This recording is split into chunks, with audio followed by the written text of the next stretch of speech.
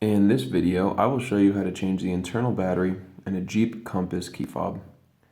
This key fob was used between 2007 all the way up to present day and uses one CR2032 battery. You can get one of these batteries online for just a couple bucks.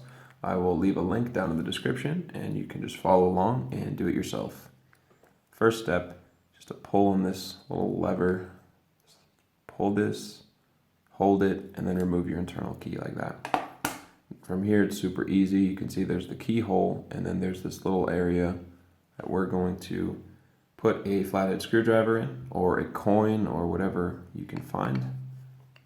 Just insert it in there, hold both firmly, and twist. A little bit of effort, you'll start to separate two halves of the key fob, and then you can work your way down, just twisting gently. Careful not to damage your key fob.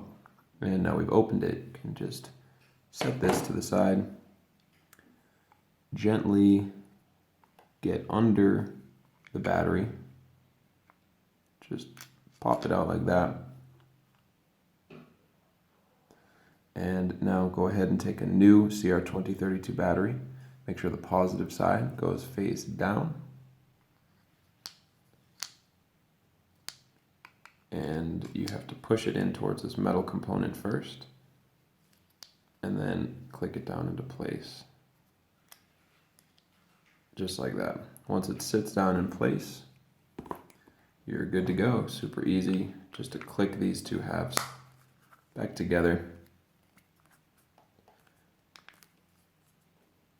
Might take a little bit of effort. It's not gonna click back together. You're just gonna push until there's no more space in there.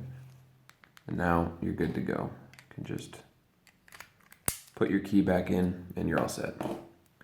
If you found this video helpful, feel free to leave a comment or a like, and go to fobbattery.com for more guides like this for other makes and models. Thank you for watching.